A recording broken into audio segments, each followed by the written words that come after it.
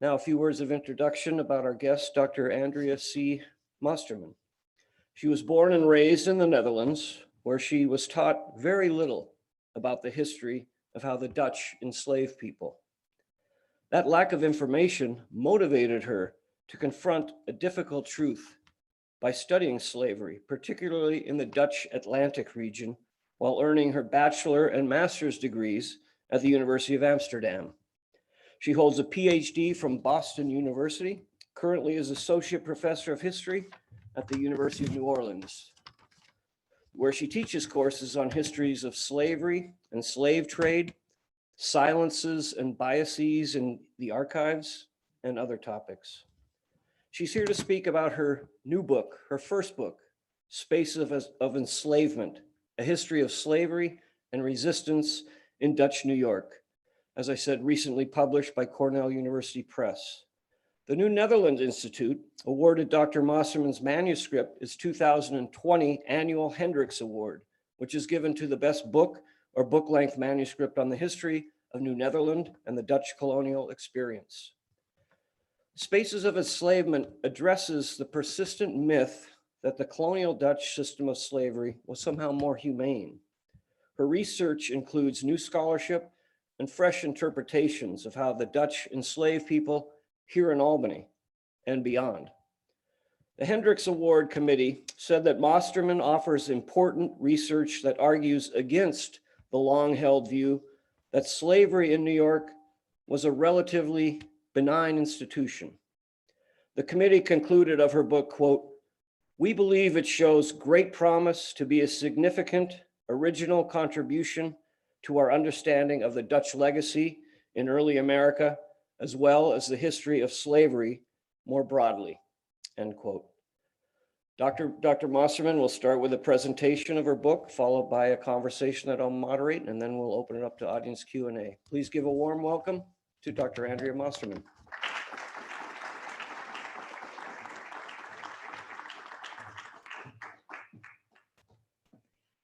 Hi, everybody. Thank you so much for coming. This is my first in-person event since January of 2020, so I had to put on my best dress. I'm very excited to be here.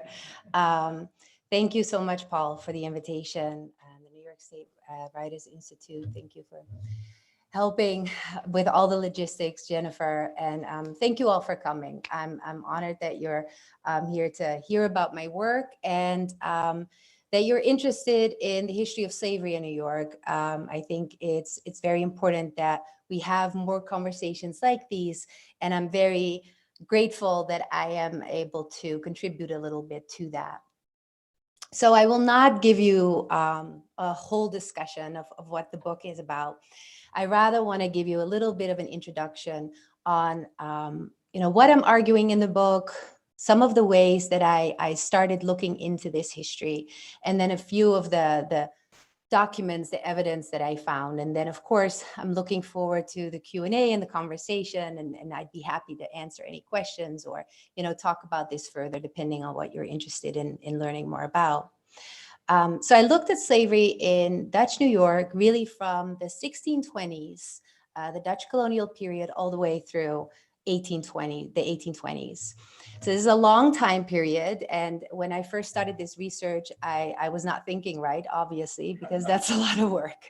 So I had to kind of narrow it down. I focused predominantly on Albany County, what Albany County was in the 18th century, Ulster County, and Kings County, today Brooklyn, New York.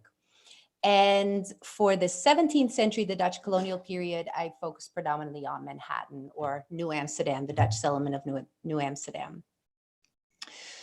I looked at the spaces of enslavement, and I organized the book by first looking at the Dutch colonial period, the first two chapters, and then the third two chapters, I focus on some of these spaces of enslavement, being the Dutch Reformed Church, the public spaces, and the home. So the analysis really focuses on those spaces in particular.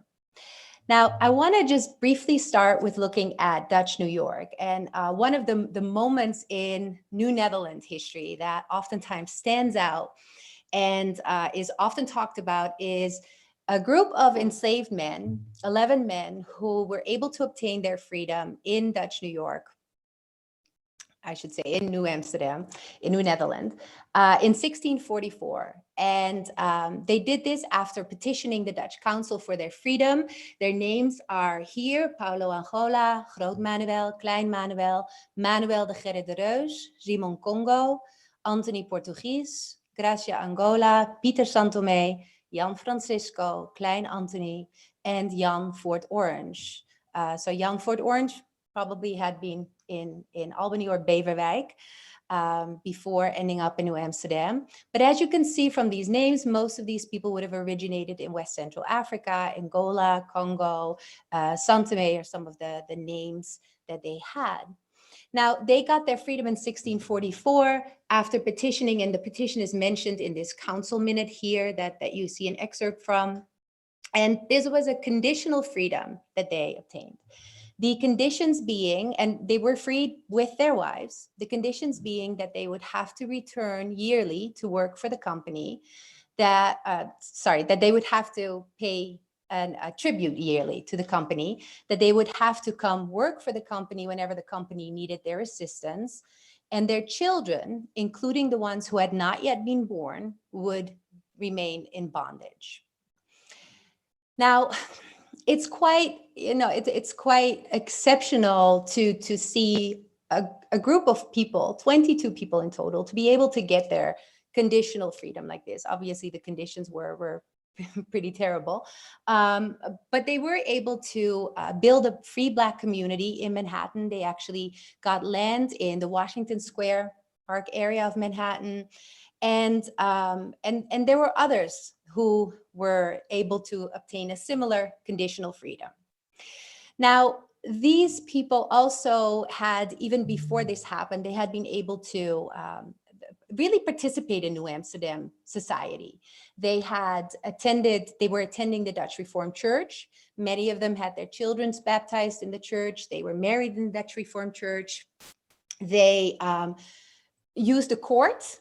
They had won cases even against free settlers in New Amsterdam's courts, even as enslaved men. They met in the taverns of New Amsterdam. They sold produce in this town. And so in many ways, it's very different from what we usually think of the more traditional form of slavery or enslavement. And the question always comes up, well, why did this happen? How is this possible? And so one of the things that I found when looking at this was that it was in part their access to these spaces, that they were able to do these things. And that also helped them actually obtain their freedom in 1644. The fact that they lived in this colonial town, really very close to a lot of these institutions and spaces. You can see it on this map. I don't know, can I? Yes, I can point things out. You can see it, right? So this was the home of the company, the people enslaved by the Dutch West India Company, starting in the 1640s. Here is one of the taverns. Here's another one of the taverns. The court, starting in the 1650s, was located right here in City Hall. This was one of the earlier churches. Later on, the church was located in the fort right here. And here were the commons where these men also had animals located. So they were really close to all of these different spaces, and there was nothing that limited their access to them. There were no slave codes. There were no restrictions that restricted their movement in these spaces or that did not allow them in some of these spaces. And that meant that they could access them, and they made that work to kind of push back against the limits of their freedom, or kind of try to push back against their enslavement, and eventually in this case able to obtain this conditional freedom. Now, this is something that changes significantly by the latter part of the 17th century. And so what we see happening in the latter part of the 17th century is that as slavery is expanding in New York, and more individuals rather than companies like the Dutch West India Company are dependent on the labor of enslaved people, we see that with that, there's also an increase of limiting the access of enslaved people to various spaces. And if they are allowed in spaces, then their movement or activities in them are significantly restricted or monitored. So for example, enslaved people are no longer able to go from point A to B in 18th century New York. They will need a pass to show that they actually have permission from their enslaver to move from one point to another. They are no longer allowed to purchase alcohol. They are no longer allowed to actually sell goods unless they have permission, again, from the person who enslaves them. They oftentimes are kept out of Dutch Reformed churches. They no longer have access to the courts in the same way. And all of that significantly changes slavery in the lives of enslaved people in New York. And I want to just emphasize that I absolutely don't think this has anything to do with the switch from the Dutch colonial period to the English colonial period. We see the same change everywhere, whether it is in the New York area, New England, or Virginia. We see this change by the latter part of the 17th century, continuing into the 18th century. So what I study in my book is really the ways in which within these spaces, we see initially very few restrictions and enslaved Africans using that to their advantage, if you will. And over the course of the 18th century, increasingly, there are limitations within those spaces. And so we see that enslavers are using their dominance and their control over those spaces to monitor enslaved people, to try to control them, to surveil them, whether that is in the church, in the home, or in the public spaces. Now, of course, enslaved people are developing their ways of understanding those spaces. They're developing alternative ways of navigating and knowing those spaces. So when they are not allowed to move through the streets whenever they want to, they will still do this, but they will use alleyways, or they will time their movements according to the watchmen of the cities. We see this very clearly in the document of, it's a testimony by Bet, who was accused of having been part of putting on fire the Gansevoort's house in Albany in 1793, the famous fire of 1793. In her testimony, she talks about how they met in the house, the kitchen of one of these enslavers, because they knew there was no oversight there, that they waited for the guards to actually have passed, so that they knew, because they knew that that was when they would be able to navigate the streets of Albany unnoticed. So we see that enslaved people understood understood different ways of navigating those spaces. But nevertheless, we see that enslavers were really trying to control the enslaved population. Now, I got to this topic and thinking about spaces by, there's a lot of things that brought me to this topic, but one very important moment was my visit to Maison des Esclaves in Gorée Island, just off the coast of Dakar in Senegal. I visited there in 2010. I'd already been reading and writing about slavery in New York for a while. And what happened when I visited this space was then something that I was very unexpected. My husband's from Senegal, so we frequently visit. This time he took me there, and when entering this space, so Maison des Esclaves is one of the many forts, factories along the coast of Africa that are still standing, where enslaved people were held before they were transported to various parts in the Atlantic. And you can visit, as many of these places are now tourist destinations. And when I visited this space, and this is actually something that I've read other people experiencing as well, I got physically ill. Especially when entering the space that you see in the center here, which was the space where the enslaved men were held until they were being shipped out, transported to other spaces. It was as if you could feel the anxiety, the grief, the suffering, really. It was, I was overcome. And it took me by surprise because, like I said, I had studied the history of slavery for a long time. And I never really had that intense and physical reaction when reading about it. And it really brought me to think about the importance of actually visiting the spaces of enslavement also in New York. And so this is where I started to make an effort to go to these spaces, to visit the homes where people were enslaved, and not just see the home as a whole, but actually go into the spaces where enslaved people lived and worked. Because one of the things in New York is that oftentimes it's, well, enslaved and free people lived in the same houses. Yes, they did. But obviously they did not live in the same parts of the house, right? And they did not experience those spaces in the same way. Whereas for free New Yorkers, these were places of family, domesticity, safety. For enslaved people, these were places of forced labor, bondage, abuse, neglect, family separation. I mean, it's a very different experience for enslaved people. So one of the spaces that I visited was the Henrik Loth House in Brooklyn, New York. And you can see here, the original house is right here. This was built in the 1730s. And this lean-to was added soon after that. That became the kitchen. And what the groundskeepers discovered, so nobody, this area is so small that nobody even really realized this in recent times, but they really discovered by chance a closet in that kitchen that if you lift the ceiling, there actually was a pull down ladder that came out. And that led to this space via this stairwell here, which led to the Lot family sleeping quarters, which was right there. And on both sides of this stairwell, this tiny stairwell, were the garret spaces, where researchers believe the enslaved people, people enslaved by the Lot family lived. And so their names are right here of some of the people who likely were living in that space: Mary, Hannah, Mel, Kate, Harry, Hector, Powell.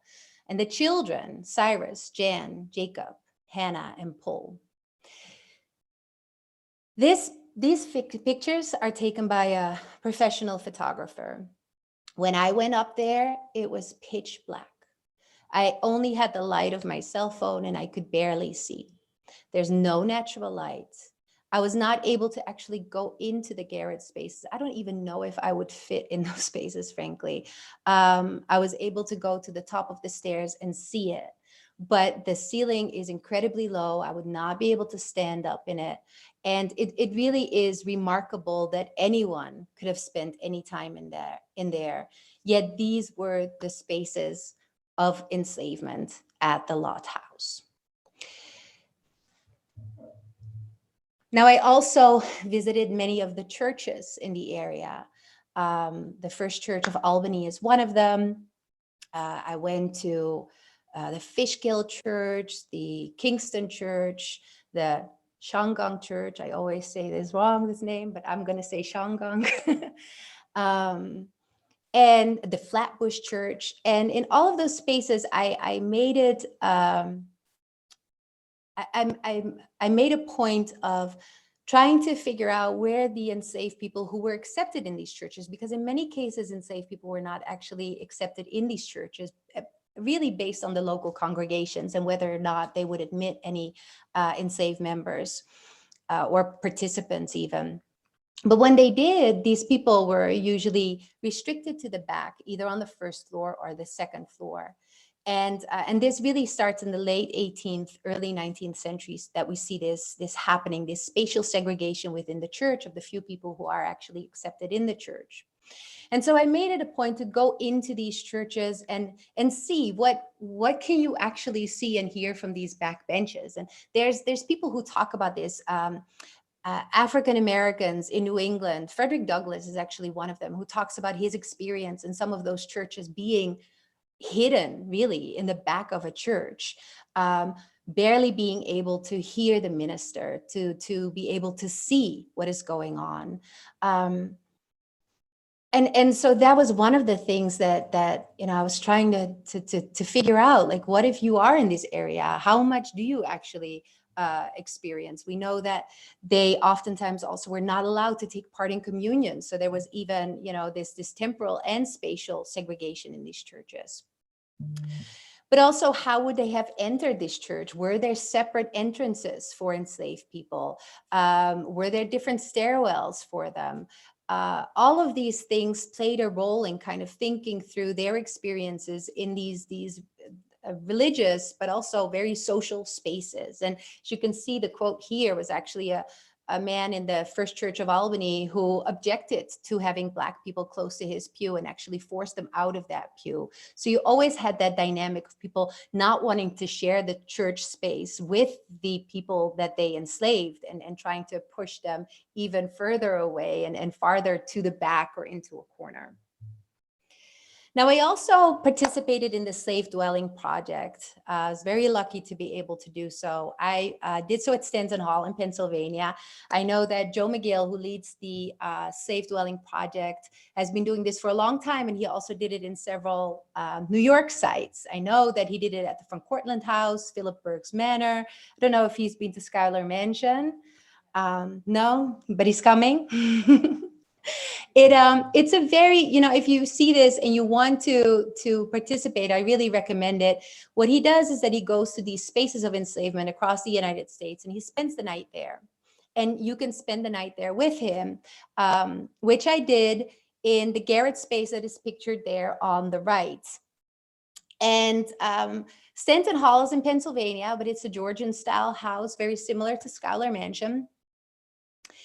And after a dinner and conversation, you basically grab your sleeping bag and sleep in that space. Now, obviously, it's a very different experience from what enslaved people would have experienced in that space. So there's no way that you can understand that.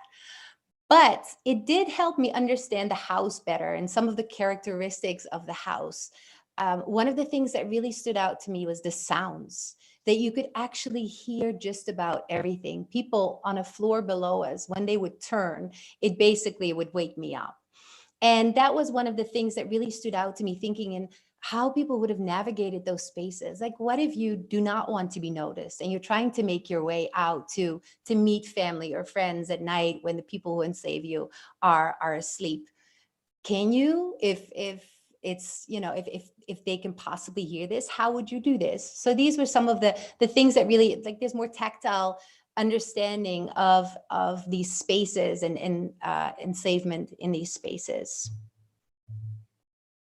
Now, in addition to visiting all these different sites, I also looked at different types of resources. And this is, I think, is especially important when we study the history of slavery, because there are so few documents that actually discuss this history.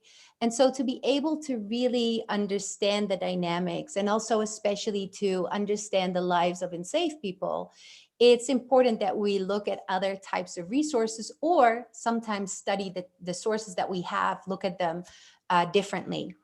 So archaeological research has been very important in this. You see here some of the items that were discovered at the Lott House, which I showed you earlier.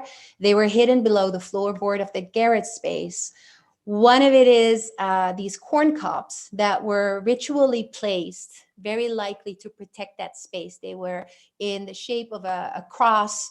There's some suggestion it may have been a star. Both of those symbols were actually very important in many African cultures, but the cross especially. I mean, of course, within the Christian world, but in a place like Congo or Angola, the cross actually, even pre-Christianity, held a very strong religious importance. And these items were located close to the doorway, close to the chimney, which suggests that they were placed there intentionally to safeguard that space. The other item they found was this cloth pouch that held an oyster shell and a goat pelvis that similarly is very prominent to have those cachets, if you will, in African cultures and in the Americas. They find this regularly at plantations in the South when doing research, when doing archaeological research, because these were so prominent and so important to safeguard spaces or to protect people. We still see this in many cultures along the Atlantic African coast today, and also in the Americas. And so those are some of the items that they found. And this archaeological research really helps us understand and helps us reconstruct the lives of the enslaved in New York. And there's other items. There's a coin with a cross on it, similar to coins that were discovered in 17th century Congo cemeteries. I mean, the links are very clear when you look at them closely. So these were some of the things that helped me reconstruct the lives of the enslaved people. But of course, so going to the spaces, thinking about the architecture, looking at archaeology. But of course, I'm a historian, so I will also always go back to the written sources. And this, again, is a challenge when you're working on slavery. I would spend a week sometimes without finding anything. And I made it a point to not go to the sources that we already knew existed. I wanted to try to find new sources. And so that meant that I would sometimes go through records for weeks, family papers, church records, court minutes, trying to find new evidence. And sometimes that happens. One of those times was, and I found this letter, and you should just see here a very brief excerpt from this letter. I found this at the Brooklyn Historical Society. It's a letter written by Reverend Peter Lowe, who was a minister there of the 6 congregations of Kings County. So what today is Brooklyn, New York. And this letter was from 1788. At that time, close to 40% of Kings County's population was enslaved. It depends a little bit on which township. In some of those townships, like Flatlands and Flatbush, close to 75% of families enslaved people within their homes. And it's at that time in 1788 that a group of enslaved men goes to Peter Lowe, who's the new minister there, to give the English sermons. There was Schoolmaker, Reverend Schoolmaker, who was doing the Dutch service. They had asked Peter Lowe to join to do the English services. And this group of Black men asked him to become members in the church. And he wanted to admit them, but his congregation objected. And in this letter that I found, he lists the 10 main objections of his congregation and his own rebuttal, because he did not agree with them. And so I only have 2 here. The letter is published. So if you want to read the whole thing, then I could, let me know. I could send you a copy of it. But the first one, it always stands out to me. It says that Black people have no souls. So the people that live in your homes, that take care of your children, that cook your food, they're reduced here to not even being humans. And of course, we see Reverend Lowe's response being, I pity the condition of yours if you have one. Obviously, he was not writing this to the synod or he wrote this to a friend we don't know who. I don't know if he would actually have said this openly in public, but he did to the person that he wrote to. Another objection was, and I quote now, they are a species very different from us. Witness their nauseous sweat, complexion, manners, etc. I cannot endure them near me. I would be ashamed to commune with them. And this really stood out in thinking also about the church space, right? The fact that they would be embarrassed to have these people, to share this religious space with enslaved people. They were not embarrassed to have them work for them, right? But they were embarrassed to actually share this religious space, this also very important social space. And I think that that's actually a very important aspect of the Dutch Reformed Church with enslaved people. And it continues. They talk about, it being Methodism to accept Black people in the church and so forth. They worry that allowing enslaved people in the church would encourage these people to try to be church elders and have positions of power in the church. Those are some of the things that he discusses in that letter as the main objections from his congregation.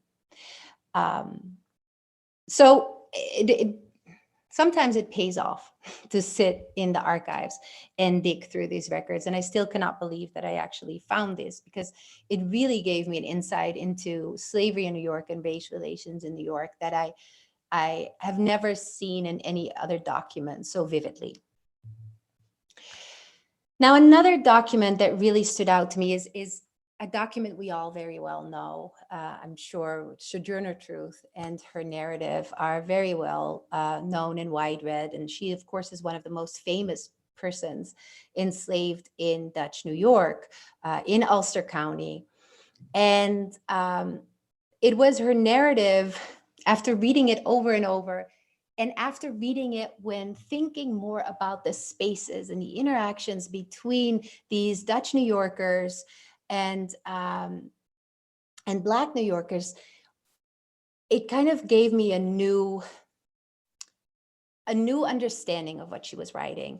And I want to highlight this particular part because I think it really tells us about what it was like in some ways to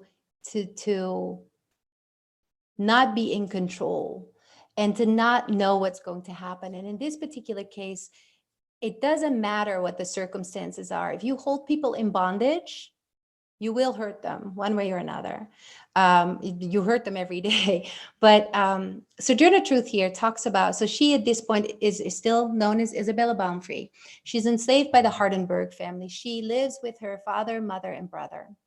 She had other siblings who had already been sold away, so it was only them left. And Charles Hardenberg passes away, which means that now they will very likely be separated. And Sojourner Truth recounts this later on in her narrative. And this passage got me every time I read it and thinking about this. I mean, I have 2 little children, and just the thought of this is horrific. She writes about this after this event, and the event being the passing of Charles Hardenberg. She was often surprised to find her mother in tears. And when, in her simplicity, she inquired, "Mama, what makes you cry?" she would answer, "Oh, my child, I'm thinking of your brothers and sisters that have been sold away from me." And she would proceed to detail many circumstances respecting them. But Isabella long since concluded that it was the impending fate of her only remaining children, which her mother bit too well understood, even then, that called upon those memories from the past and made them crucify her heart afresh. Her mother knew in this moment that those last 2 children she still had by her side were soon going to be sold away from her. And that did in fact happen. Sojourner Truth, at the time, she was about 8 years old, was sold at the auction block, and so was her brother. And so it's these type of sources that, you know, when really looking at them closely and putting them within this context makes you rethink and kind of reconsider some of these old myths that exist when we talk about slavery in New York. And this is where I want to conclude this idea that slavery in New York somehow was more benign. James Fenimore Cooper, I have his quote on here. He's just an example. I mean, this is a long-standing myth that I know people today even are repeating, that somehow in New York, slavery was not that bad. He writes about this: New York never had slaves on the system of the Southern planters or in gangs of hundreds to labor in the fields under overseers and who lived apart in cabins of their own.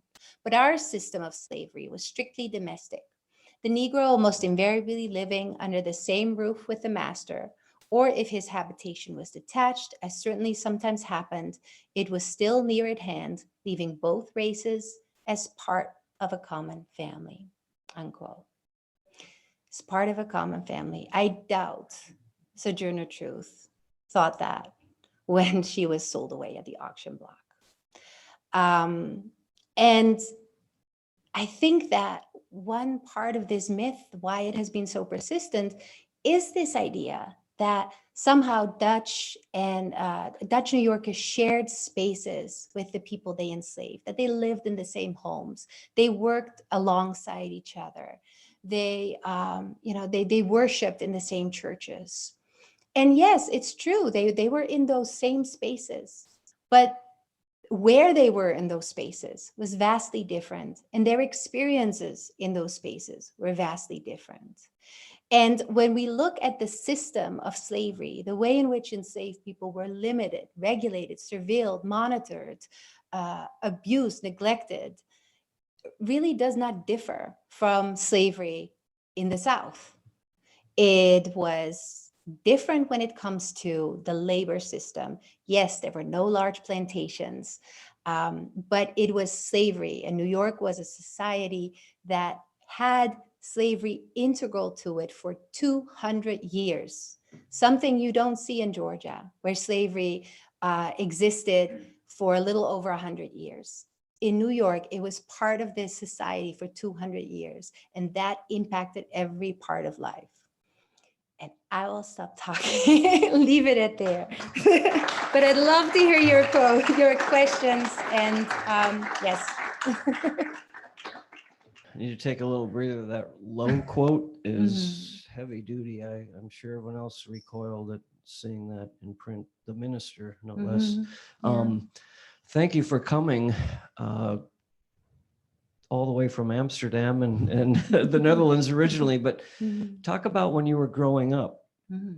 Obviously, this was covered up in your country. Was there some kind of Dutch exceptionalism, like you were only the greatest, or was it willfully kind of erased in Dutch history? How did you first come upon this? I mean, it's I don't know, how willful it was, although I'm sure it was. But growing up in the Netherlands, I heard very little about the history of slavery in the Dutch world. I would be embarrassed to admit this, but I'm pretty sure I did not know anything about Suriname until I moved to Amsterdam and I lived with people from Suriname. And I was like, wait a minute, how did I never learn about this history? And that was one of the most important Dutch colonies in the Dutch Atlantic. I think up until the 1980s, a colony of the Netherlands, and really relying on enslaved labor to cultivate, in particular, sugar. And so to never have really learned about that history, and when it was about slavery, we always were taught about slavery in the United States. I mean, I grew up watching Roots, North and South. Those were some of the things that I saw on TV when growing up, and was really just fascinated by, but never the history of Dutch slavery. And so when I finally was exposed to that history, I felt really like I was cheated on, like I was lied to. And I decided that if nobody else was going to teach me that, then I was going to learn that history. And that's how I continue to approach this, really, as wanting to make sure that we have the information available so that we can then share it with a wider public. So I ended up doing 17th and 18th century history, not because I necessarily was so drawn to it, but more because I didn't have the books that I needed to be able to really learn about that history. And so I felt, the only way to do that then is to write that book myself, I guess, or to, study the sources myself. So yeah. There's long sections of Albany, and I highly recommend. I know there's a lot of students of history and of Albany history here tonight. I'm going to ask you a few parts that came out in the book that I thought I knew Albany history pretty well. The visit of Benjamin Franklin at the Schuyler Mansion, and he needs a ride back to New York City. The roads are terrible conditions. How does he get back to New York City? I love that story because you name names. You actually, I love how you, as much as you can, it's hard to find the names of the enslaved people from that period, but you name names and tell stories. So can you share that story? Yeah, and I want to acknowledge Heidi Hill is here of Schuyler Mansion, and she showed me a lot of the records about Schuyler Mansion, which are really amazing, and I think a lot of them are now available online, the original sources. But this is Lewis, who actually brought Benjamin Franklin to New York City, and he describes in a letter about how the roads were so terrible and how he really was grateful for Lewis's skills to be able to bring him back to New York City safely. And it stood out to me because it actually shows you not just, the skills and craftsmanship of enslaved people, but also how enslaved people oftentimes knew these areas better than the people who enslaved them, right? Like they were the ones who were transporting and traveling from A to B for various purposes. And so somebody like Lewis really would have known the area. It also stood out because, and this comes really out of the work of Stephanie Camp, who's a historian who wrote about slavery in the South. And she talks about enslaved people who were oftentimes used to transport people or goods, how they used those opportunities to also connect with families if they could, or relay messages to others. And so I envision Lewis as once he drops off Benjamin Franklin and he's on his way back, as perhaps also having taken that opportunity to quickly make a stop somewhere or to pass on a package or a message to somebody when he could. Can you talk about Gallows Hill in Albany, near where today's Capitol is? That was a symbol that struck fear in the heart of enslaved people in Albany. Yeah. So one of the things that I think is important that we become more aware of, and there is some scholarship that has done this, especially in the case of the Caribbean, and I think we see evidence of this in New York as well. That what some scholars like Marisa Fuentes has called this like the architectures of violence. And first of all, just thinking about the architecture in and of itself, right, is a way to show your dominance over a space. So if you take a place like Albany and you have the Dutch colonial building styles, then yes, that comes out of your Dutch heritage, but it actually was also a way to assert your power and dominance over a space. And we see that the Dutch did this throughout the world. There's some really interesting research on them doing this in Batavia, in Indonesia, what today is Indonesia, where they would actually, and they did this in New Amsterdam too. They would build canals. They would create towns in a way that reminded people of their homeland to make them feel more at home. But of course, it only made some people feel at home, right? It made other people feel as outsiders, permanent outsiders. And then there are these architectures of violence which was very common in these early modern communities. This is not only related to slavery, but we see that it becomes very prominent also in slavery, is having these very visible places of punishment, like the gallows in Albany on the hill where everybody could see them. And to have that in those spaces as a constant reminder to people that if you don't comply, then, or if you don't, abide by the rules, then this is what might happen to you. And so this is where, in fact, Bet, whom I mentioned earlier, and Diane and Pompey were hanged after they were found guilty of the 1793 fire in Albany. So we see this in all of these different places, and Albany is one of them. You spend quite a bit of time in the book on the Pinkster celebration, which was very interesting for Dutch history, but also for the enslaved people. Could you talk a little bit about that and how it was in later decades kind of became this revelry where alcohol was allowed? And then I often found that there was one step forward of freedom, then they'd clamp down if something happened very severely. But talk about Pinkster celebration. Yeah, and so Pinkster was actually held in that same space, right? Like close by the gallows. And I actually believe, because we see something similar in the case of New York City when it comes to location. And so I actually think that was very strategic, because Pinkster was this moment. It's based on the Dutch, the word comes from Pinkster, Pinksteren, which is the Dutch word for Pentecost, Whitsuntide. And it was an important celebration in the Netherlands. It oftentimes had this folk celebration as well as a religious celebration, a church celebration. And what we see happening in New York is that by the latter part of the 18th century, there are these accounts that describe Pinkster as really this elaborate, predominantly African-American festival. So white people are present, but the celebration is really in controlled by enslaved and free Black people. And there's a king in all of those celebrations. So you see it being celebrated in Albany, but also in Brooklyn there are accounts, New York City. So it's in various places in New York that they are celebrating this. And in all of those cases, there's a king in Albany. He's known as King Charles or Charlie. He leads a parade through the streets of Albany. People pay him tribute, and then there is dancing, music, and days long of celebration.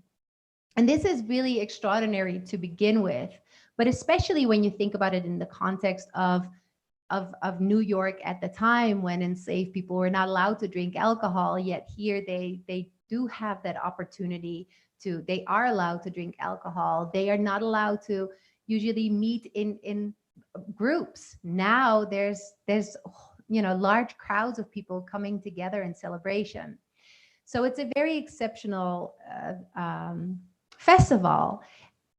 I think, in some ways, though, even though it always stands out as it being different, it actually really fits what we see in other communities across North America. So you see similar celebrations in New England, oftentimes referred to as Election Day.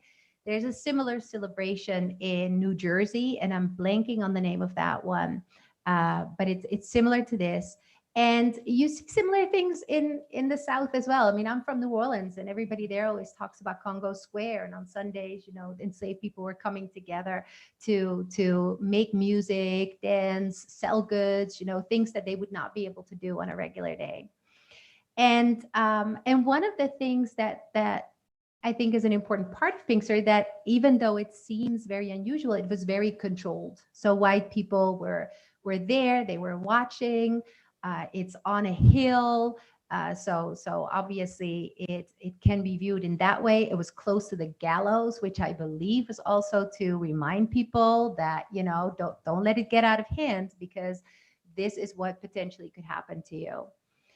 It's in the early 19th century in Albany that we see evidence of more and more people joining in the celebration. And according to some accounts, these are newcomers to the city, like people coming in from New England, people who don't know Dutch culture or don't know the Dutch American way of doing things, who start to really join in with these celebrations in ways that are deemed inappropriate. And that's when actually they ban Pinkster in Albany. So I want to open it up to audience questions. We have several of the people acknowledged in the book, Charles Gehring, Heidi Hill, Cordell Reeves, some tremendous historians and researchers that helped Andrea in her research and open the archives. And it's nice to see them here as well. Does anyone have a question for? Yes, I'll bring this around so you can hear. Unfortunately, I haven't had an opportunity to read the book, but I am curious. In the title, it says, "and resistance." Yes. Could you say a little bit about what resistance looked like? Yeah, so the resistance began, I really look predominantly at day-to-day resistance. There are outright rebellions in New York, or revolts, if you will. And I think, everybody knows about the 1712 slave revolt in New York City, or the conspiracy. So to this day, I don't think we actually know whether or not that was an actual plan to revolt, or if it was something else. But 1741 in New York City. There's a famous case of the Hallett family. I believe this was in 1708 in Queens County, New York, where an enslaved man and woman, indigenous and Black, who were enslaved by the Hallett family, murdered the Mr. Hallett and his wife, who was pregnant, very pregnant at the time, and all of their children.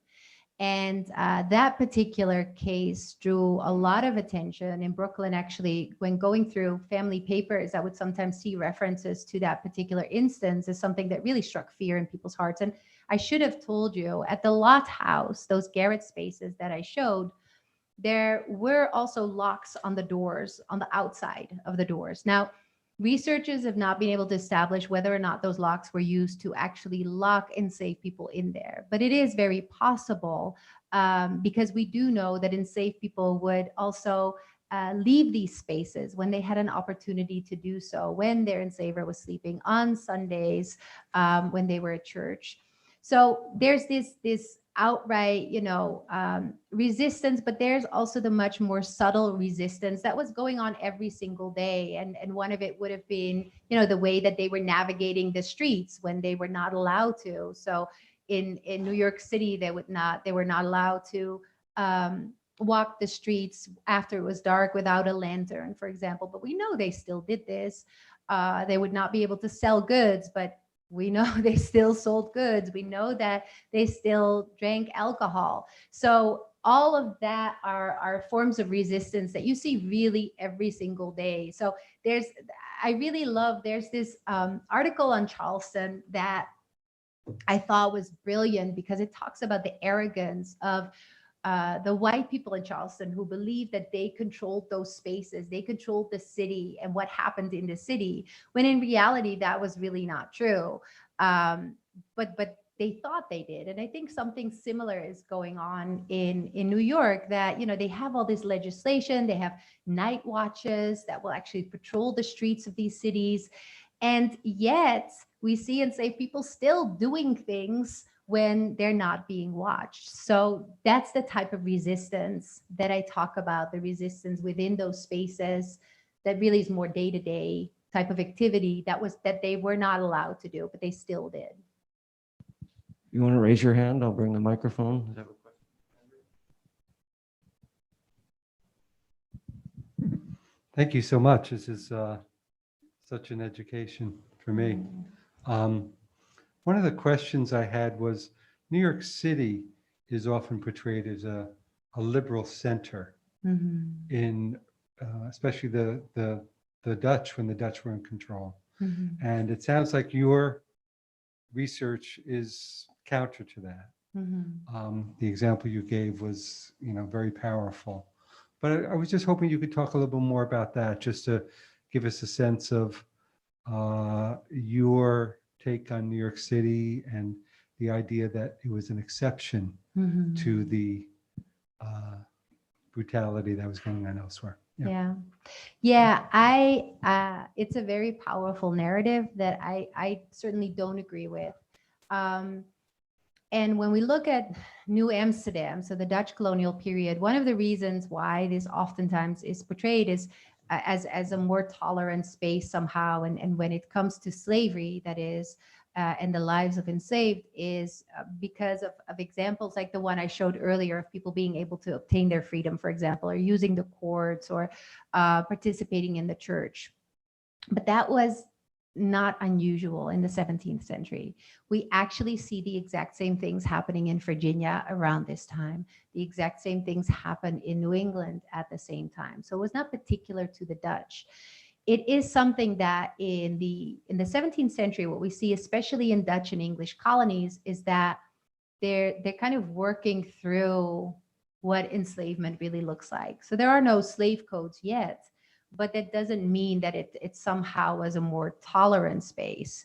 Now, one of the things that complicates this is that, of course, the Netherlands at the time was kind of like this safe haven for Protestants across Europe, and we see Jewish people moving to the Netherlands. And so that narrative, I think, is very much, and that history is very much influenced also on how we think of New York. But we really don't see a different system when it comes to slavery or enslavement than we see in places like Virginia. And what oftentimes does not get mentioned, so the people who are becoming half free was a term that the company used. Sometimes it used half slave, half slavery to refer to these people. What never gets talked about in these discussions is that the company also had enslaved people working in chain gangs in New Amsterdam at the exact same time. And that actually became a sentence for prisoners to work along the people enslaved by the company in the chain gang. And so the history is much more complex than the 22 enslaved people who are able to obtain half freedom. And it's not particular to this part of North America. So. Anyone else have a question for Andrea?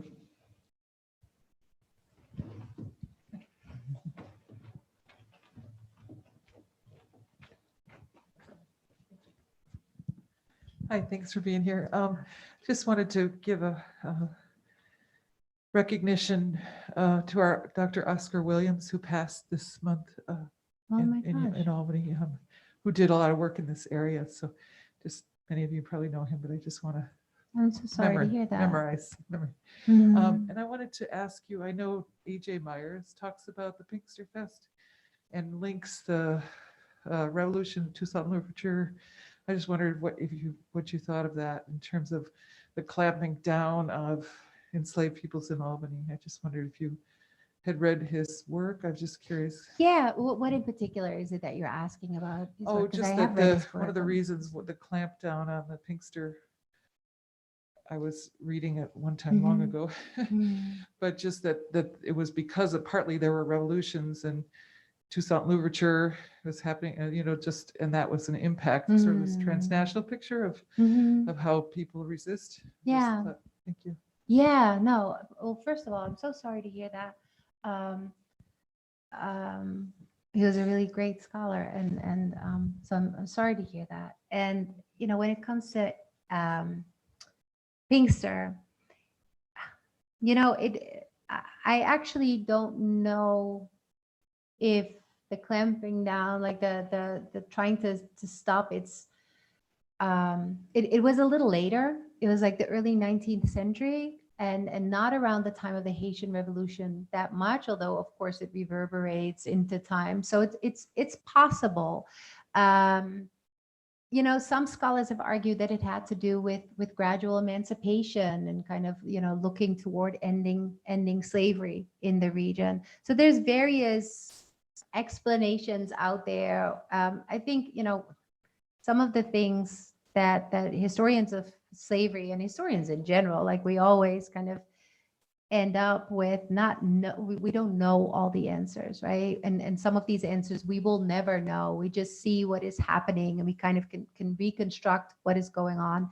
And so it's very possible. And actually, thinking about the time period now a little bit more, the 1812 revolt in Louisiana is oftentimes attributed to people who came over from Haiti and, well, not came over from Haiti, but they were enslaved people were being brought in from Haiti by their enslavers, and that they were some of the leaders of that slave revolt. And that was in 1812. And that's actually around the same time that we see that there's some resistance to Pinkster in Albany and that they start to ban it. So who knows? Maybe I have not seen that particular argument of his. I've seen the cultural, his discussion of the cultural origins and such.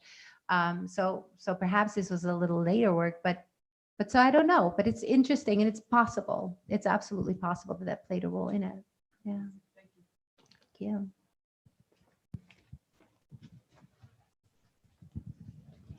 Could you compare and contrast the impact of society as a consequence of how slavery, for instance, in the South, slavery was an economic leverage for the entire economy. Mhm. Whereas it sounds like you're saying in the North, slavery was an economic leverage for a family or for a smaller unit, if you will. Mhm.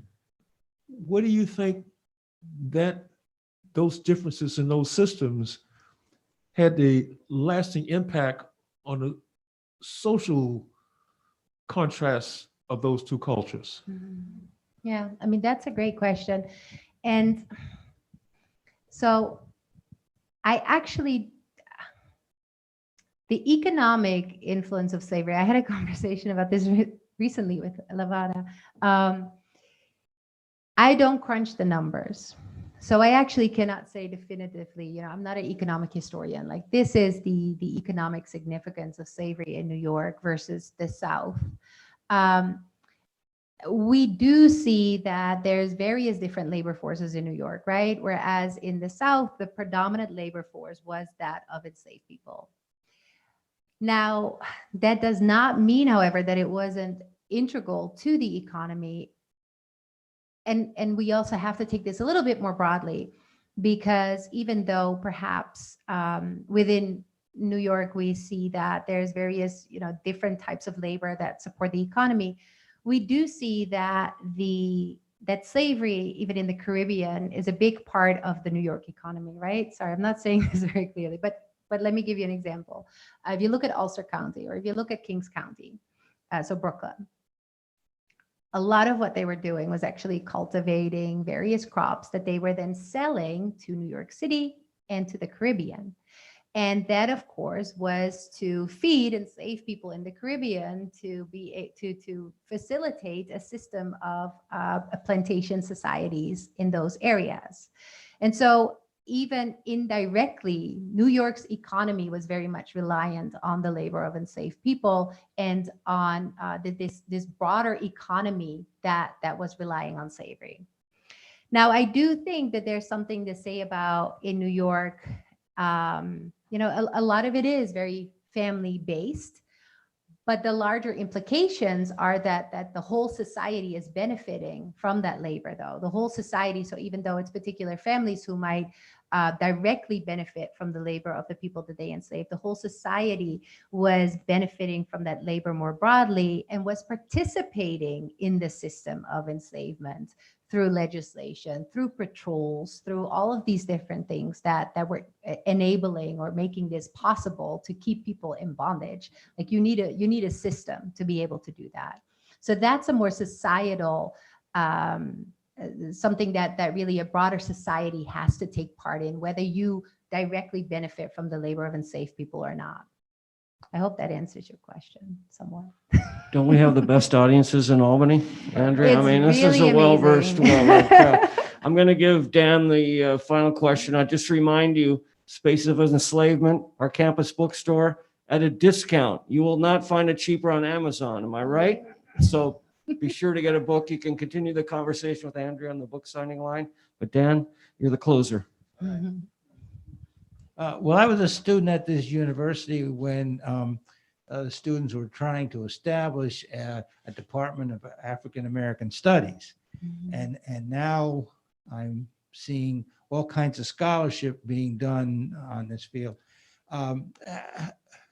How is the scholarship now different than what it was, say, 40 years ago or even 50 years ago? Mhm.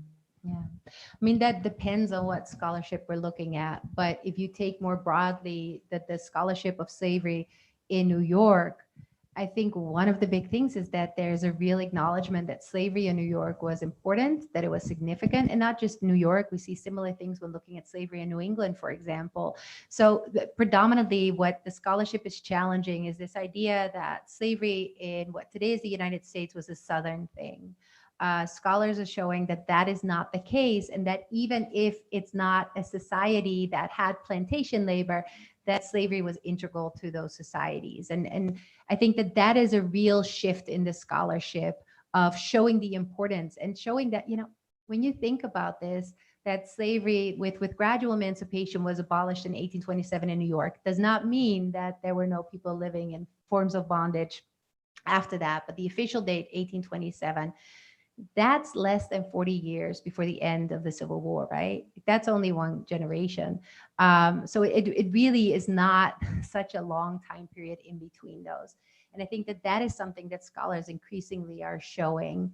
And another thing that we really see generally in the scholarship of slavery is that there's more attention to the lack of sources and to the violence that exists in the sources that are there, that most of the sources we have that talk about enslaved people are documents produced by the people who enslaved them, and that really influences how we understand that history, and that we always have to be cognizant of that when we read these sources and when we study them. And I think that that is a big shift in scholarship of slavery. And you also see that when looking at slavery in New York, finding different ways to research this history and being very aware of really the problems in the archive and how do we grapple with that as historians to still be able to tell this story. Let's thank Andrea Mosterman.